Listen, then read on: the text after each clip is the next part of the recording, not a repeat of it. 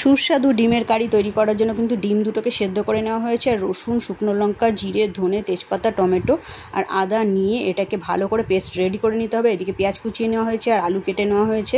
এবারে কিন্তু সেদ্ধ ডিমটাকে কাঁটা চামচ দিয়ে ফুটো ফুটো করে এর মধ্যে নুন আর হলুদ মাখিয়ে ভেজে নিতে হবে প্রথমে। তারপরে ডিমটা ভাজা হয়ে গেলে ডিমটাকে তুলে রাখতে হবে। আর ওই তেলের মধ্যেই পেঁয়াজ আর আলুটা কিন্তু এবারে ভেজে নিতে হবে।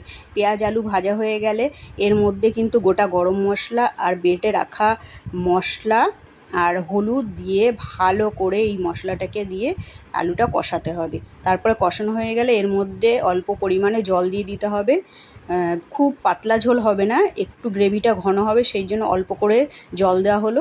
জলটা যখন ফুটে উঠবে তারপরে ডিমটা দিয়ে আরেকটু ফোটাতে হবে, ফুটিয়ে তারপর ওপর থেকে ধনেপাতা দিয়ে একটা বাটির মধ্যে নামিয়ে গরম গরম ভাতের সঙ্গে খাবেন, দারুণ স্বাদের লাগবে।